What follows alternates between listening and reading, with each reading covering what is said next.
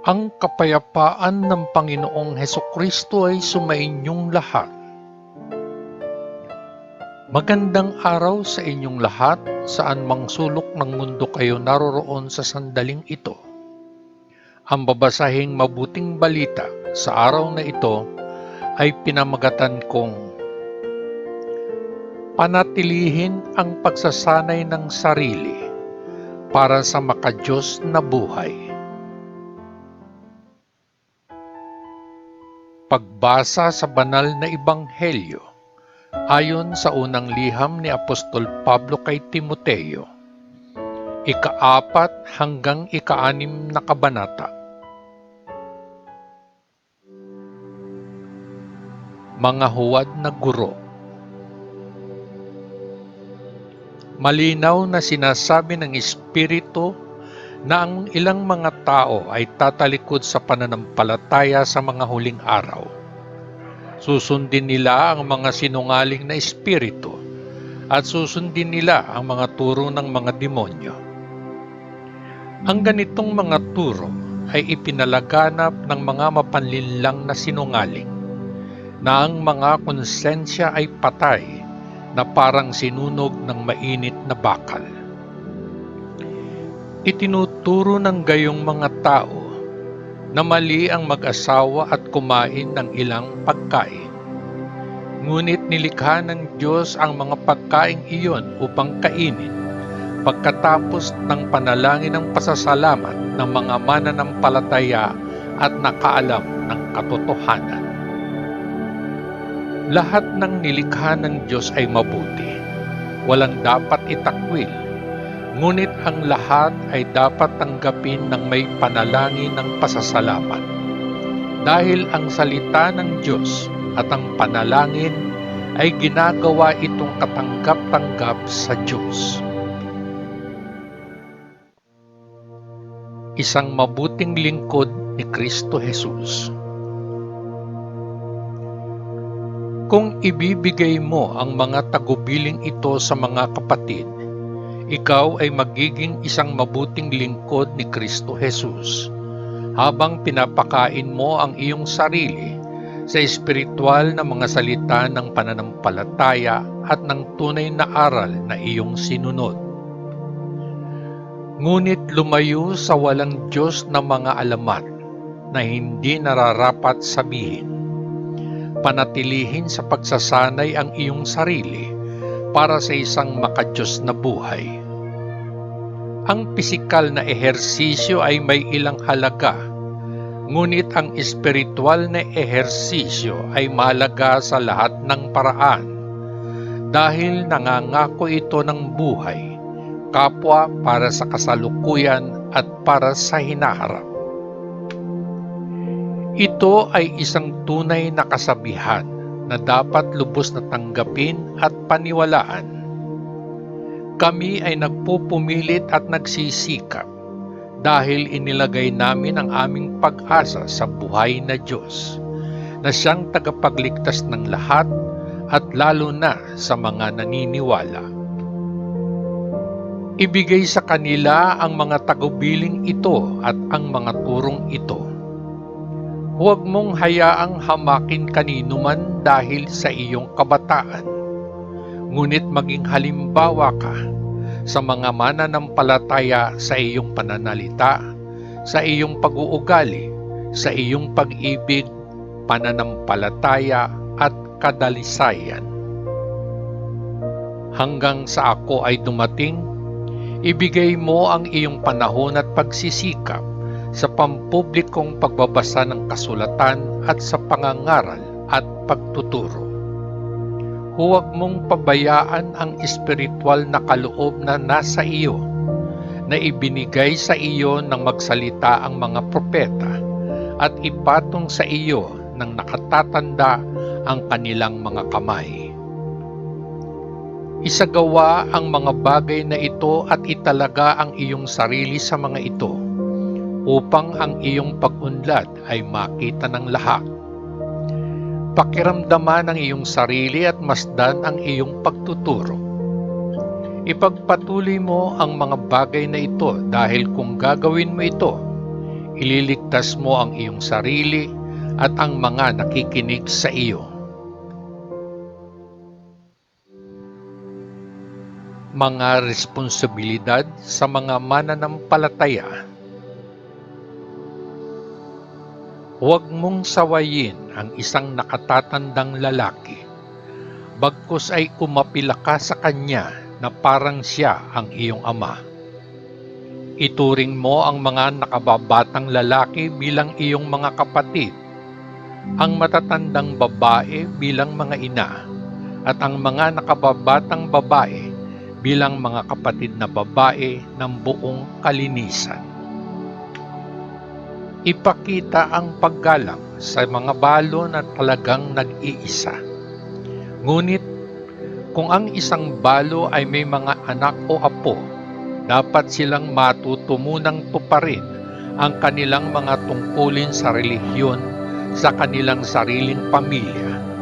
At sa ganitong paraan ay nagantihan ang kanilang mga magulang at mga lolo't lola sapagkat iyon ang nakalulugod sa Diyos. Ang isang balo na nag-iisa na walang nag-aalaga sa kanya ay naglagay ng kanyang pag-asa sa Diyos at patuloy na nananalangin at humihingi ng tulong sa kanya gabi at araw. Ngunit ang isang balo na nagbibigay ng sarili sa pagnanasa ay namatay na, kahit na siya ay nabubuhay. Ibigay mo sa kanila ang mga tagubiling ito upang walang makakita ng kasalanan sa kanila. Ngunit kung ang sinuman ay hindi nag-aalaga sa kanyang mga kamag-anak, lalo na sa mga miyembro ng kanyang sariling pamilya, siya ay tumanggi sa pananampalataya at mas masahol pa kaysa sa isang hindi mananampalataya. Huwag magdagdag ng sinumang balo sa listahan ng mga balo maliban kung siya ay higit na 60 taong gulang. Isa pa, siya ay dapat isang beses lang ikinasal at mayroong reputasyon ng mabubuting gawa. Isang babaeng pinalaki ng maayos ang kanyang mga anak, tumanggap ng mga estranghero sa kanyang tahanan, gumaganap ng mapagpakumbabang mga tungkulin para sa kapwa Kristiyano, tumutulong sa mga taong nangangailangan at nakatuon ang kanyang sarili sa paggawa ng mabuti. Kung tungkol sa mga nakababatang balo, huwag silang ilagay sa gayong listahan. Sapagkat kapag ang kanilang sexual na pagnanasa ay nagtagumpay sa kanilang dedikasyon kay Kristo, gusto nilang magpakasal.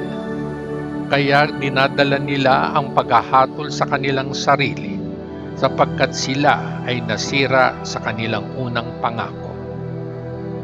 Natuto din silang mag-aksaya ng kanilang oras sa pag-iikot sa bahay-bahay.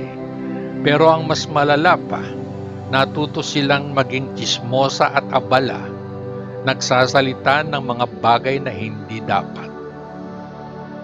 Kaya't mas gugustuhin ko na ang mga nakababatang balo ay magpakasal, magkaroon ng mga anak at asikasuhin ang kanilang mga tahanan, upang hindi bigyan ng pagkakataon ng ating mga kaaway na magsalita ng masama tungkol sa atin. Sapagkat ang ilang mga balo ay tumalikod na upang sumunod kay Satanas. Ngunit kung ang sinumang babaeng Kristiyano ay may mga balo sa kanilang pamilya, dapat nilang alagaan sila upang hindi na ipatong ang pasanin sa simbahan upang mapangalagaan nito ang ibang mga balo na nag-iisa. Ang matatandang gumagawa ng mabuting gawain bilang mga pinuno ay dapat ituring na karapat-dapat na tumanggap ng dobleng bayad, lalo na ang mga masipag sa pangangaral at pagtuturo. Sapagkat ang sabi ng kasulatan, huwag busalan ang bibig ng baka kapag ginagamit mo ito sa pag-iit ng butil. At dapat bigyan ng bayad ang isang manggagawa.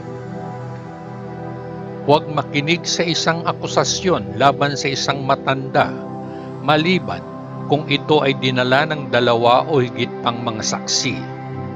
Sawayin mo ng hayagan ang lahat ng gumagawa ng mga kasalanan upang ang iba ay matakot.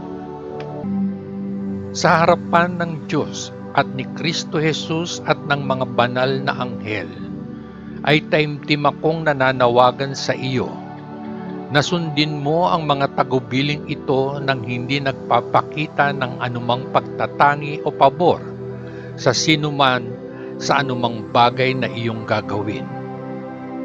Huwag magmadaling magpatong ng kamay sa isang tao para ialay siya sa paglilingkod sa Panginoon. Huwag makibahagi sa mga kasalanan ng iba.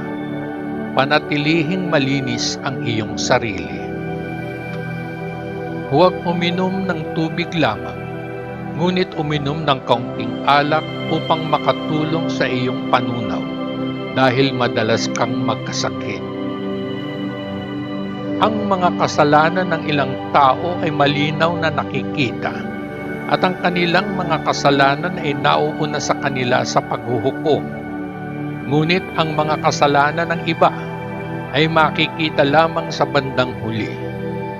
Sa parehong paraan, ang mabubuting gawa ay malinaw na nakikita at kahit na ang mga hindi gaanong malinaw ay hindi maitatago. Ang mga alipin ay dapat isaalang-alang ang kanilang mga Panginoon na karapat-dapat sa lahat ng paggalang upang walang sino mang magsalita ng masama tungkol sa pangalan ng Diyos at sa ating turo. Ang mga alipin na kabilang sa mga Panginoong Kristiyano ay hindi dapat hamakin sila, sapagkat sila ay kanilang mga kapatid. Sa halip, paglingkuran pa nila ang mga ito, sapagkat ang mga nakikinabang sa kanilang gawain ay mga mananampalataya na kanilang minamahal. Dapat mong ituro at ipangaral ang mga bagay na ito. Maling aral at tunay na kayamanan.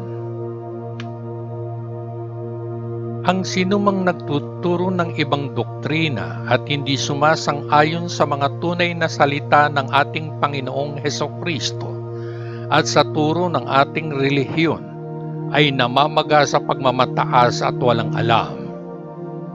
Siya ay may hindi malusog na pagnanais na makipagtalo at makipag-away tungkol sa mga salita, at ito ay nagdudulot ng paninibugho, pagtatalo, insulto at masasamang hinala.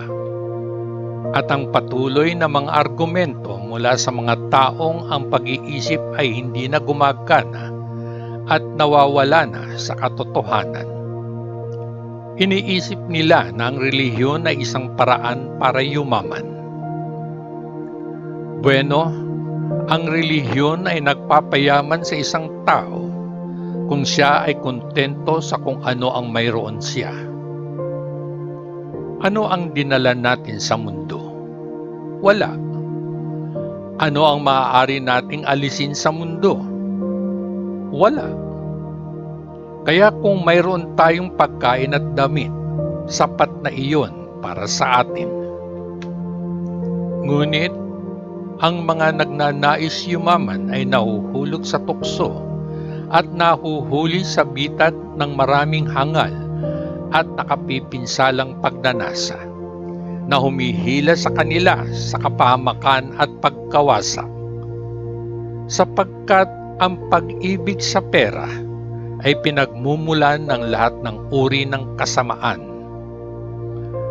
Ang ilan ay sabik na magkaroon nito, kaya't sila ay naligaw sa pananampalataya at nawasak ang kanilang mga puso sa maraming kalungkutan. Mga personal na tagubilin. Ngunit ikaw, tao ng Diyos, iwasan mo ang lahat ng mga bagay na ito. Pagsikapan ang katuwiran, kabanalan, pananampalataya, pag-ibig, pagtitiis at kahinahunan.